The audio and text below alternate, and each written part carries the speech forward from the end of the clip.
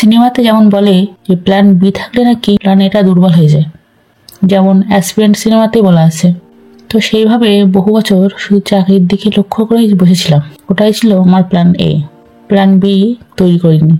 চাকরি হলে এটা করব, চাকরি হলে ওটা করব, সেই চাকরির আশায় আজও কিছুই করা হয়ে উঠল না। আজকাল অনেক স্যাররা বলেন যে প্ল্যান বি অবশ্যই থাকা উচিত, আর এটাই মনে হয় আমার সব থেকে বড় ভুল ছিল, কোনো প্ল্যান বি না রাখা। কোনো রকম প্ল্যান বি না রেখে শুধুমাত্র প্ল্যান এ নিয়েই বসেছিলাম এবং জীবনের প্রাইম সময়টা নষ্ট করেছি। শুধু একটা প্ল্যান এ নিয়েই বসেছিলাম জীবনের প্রাইম সময়টা।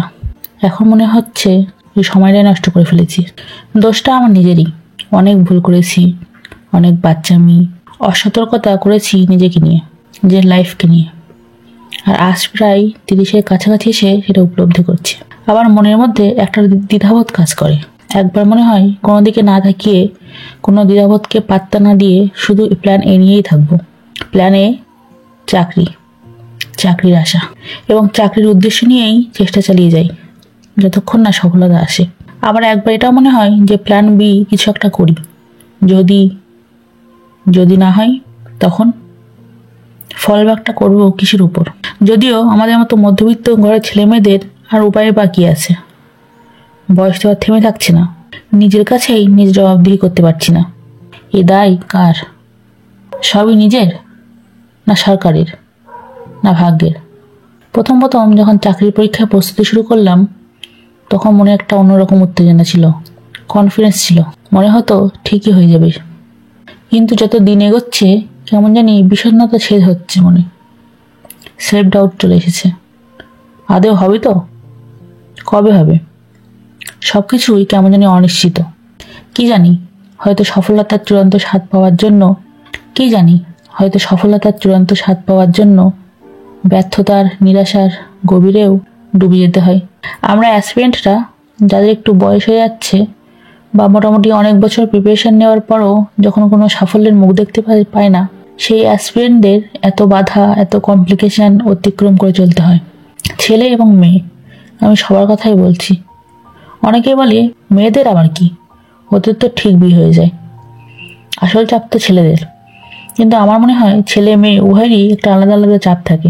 সব মেয়েরাই শুধু বিয়ে করে সংসার করতে চায় না, এবং ছেলে ও মেয়ে উভয়েরই এমন কিছু কিছু প্রেশার থাকে যা অপরপক্ষ হয়তো বুঝতে পারে না।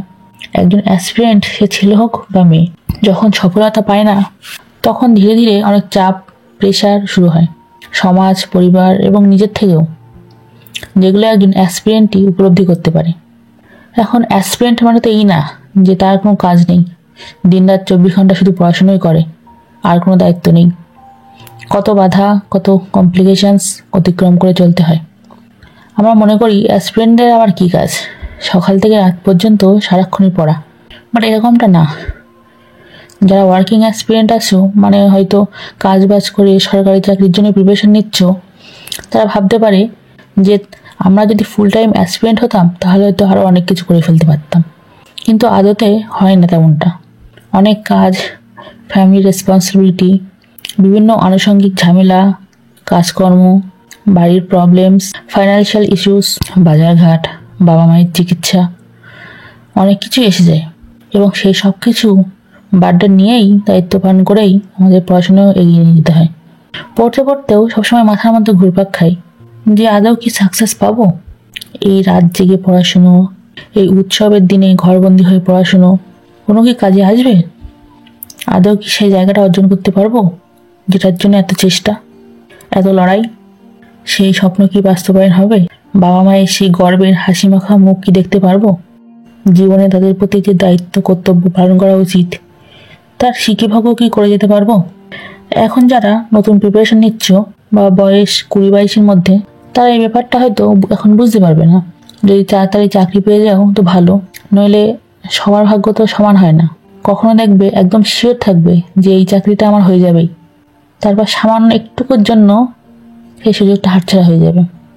আর সেই দুঃখবোধ, সেই অসহায়ত্ব কাউকে বলে বোঝানো যাবে না। তারপর দেরিতে পরীক্ষা, দুর্নীতি, একটার পর একটা সুযোগ হাতছাড়া হয়ে যাওয়া, ফ্রিকুয়েন্টলি এক্সাম না হওয়া, ফেলিয়ার, বারংবার শুধু ফেলিয়ার। অসফলতা হয়তো জীবনের কিছু শিক্ষা লেসন দিয়ে যায়, কিন্তু তার থেকেও যেটা বেশি দেয় সেটা হলো হতাশা আর দুঃখ। আমি আমার জীবনে কোনো কিছু ইজিলি পাইনি, মানে শত পরিশ্রম শত ত্যাগের পরেও যে জিনিসটা অন্য আরেকজন খুব ইজিলি পেয়ে যায়, সেটা আমার সাথে কখনো হয় না। আমি এমন একজন মানুষ যে আমি যতটা ডিজার্ভ করি তার থেকে বেশি তো দূর, যতটুকু ডিজার্ভ করি সেটুকুও আমি পাই না, যেখানে হয়তো আমি তার জন্য 3 গুণ বেশি পরিশ্রম করছি অন্যদের তুলনায়, কিন্তু সহজে কোনো কিছুই আমি পাইনি আজ পর্যন্ত। হয়তো সেগুলি আমাকে জীবনে অনেক শিক্ষা দিয়েছে, কিন্তু তার সাথে খারাপ লাগাটাও আসে প্রচণ্ড। এত বছর বয়স হওয়ার পর যেখানে ক্লাসের বন্ধুরা সহপাঠীরা বিভিন্ন জায়গায় চাকরি করছে, ব্যবসাতে সাকসেসফুল বা সব দিক থেকেই ওয়েল এস্টাবলিশড, বা জীবনের অন্যান্য দিকে আমার থেকে অনেকটা এগিয়ে গেছে, সেখানে আমি ক্লাসের ফার্স্ট গার্ল। আজও চাকরির আশায় বসে আছি, টেবিল চেয়ারে বসে বই পড়ে যাচ্ছি, অনিশ্চিত এক ভবিষ্যৎ নিয়ে, যে চাকরি হলেই সব করব, সব আশা সব আকাঙ্ক্ষা সব স্বপ্ন পূরণ সব হবে। তবে দিন শেষে আমরা অ্যাসপিরেন্ট, প্রতিদিন মন ভাঙে, হতাশ লাগে, আবার নিজেকে বুঝ দিয়ে নিজেকে মোটিভেট করে পড়ার টেবিলে নিয়ে যায়। স্বপ্ন যেটা দেখেছি সেটা পূরণ তো করতেই হবে, বাই এনি কস্ট। সফলতা না পাওয়া পর্যন্ত এই লড়াই চলবে, থামলে হবে না। কষ্ট যখন করছি সাকসেস অবশ্যই আসবে। নিজের ওপর আর উপরওয়ালার উপর ভরসা রেখে এগিয়ে যাওয়াই আমাদের ধর্ম।